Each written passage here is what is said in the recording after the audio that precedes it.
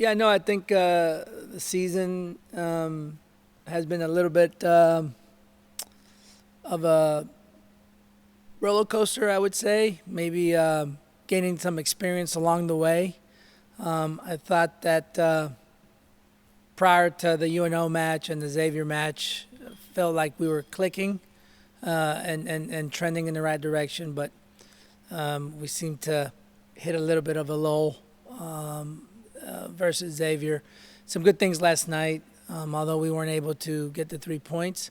We were able to muster 1 point, but an exciting match. The guys showed a lot of grit, a lot of fight last night, and so hoping we can put together some of that grit and some good brand of football as we get ready for Butler. You talked about that grit. Over the last couple of years, you've had a habit of getting hot down the stretch and it propelling you into the NCAA tournament. Do you see signs that that could happen a third time in a row? No, absolutely. You know, with us being that the season is so quick, once you get going, you always run the risk of getting hot too early and just kind of dissipating a little bit towards the latter part of the season. So, if we're off to a slower start, that's not the end of the world. As long as we heat up towards the end of October, early November. So, hey, if that's where we're trending towards, then I'm okay with that.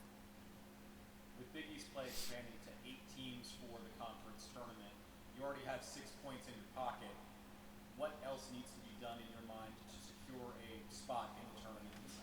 You know, obviously we got a tough stretch coming up. In the next 2 weeks, we'll be on the road. First at Butler, then at Seton Hall, and then eventually back at home against Akron, who's doing really well nationally right now.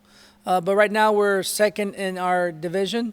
Obviously tied in points against Xavier, but they have the tiebreaker in that they were victorious against us here last week. But hey, we'll take it one match at a time. Butler right now is off to a slow start, although they just had a nice win in their last non-con match last night. But hey, it's always a tough place to go and play, and be able to go in there and get a result would be massive for us. Johnny, a couple goals on corner kicks last night. Is it something different that you guys did? Is it just better execution, being in the right spot? Yeah, no, you know we've worked quite a bit on set pieces this year, and actually last night we scored off of 2 set pieces, which I think brings our total to 8 goals this season off of set pieces. You know, obviously if you can score in the run of play, that's great, but if you can score on set pieces, that's a bonus. We've been diligent about them this year, and hopefully we continue to convert on those.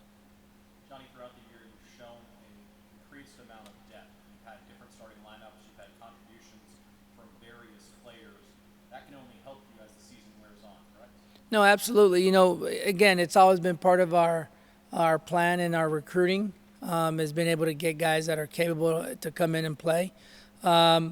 The problem, though, becomes when you have a lot of talent that you have to manage all the personalities of especially the ones that are upset because they're not playing, right? So only 11 can play at one time, and so, but it's great when you have a deep bench that will help you down the stretch if there's injuries or suspensions and things of that sort.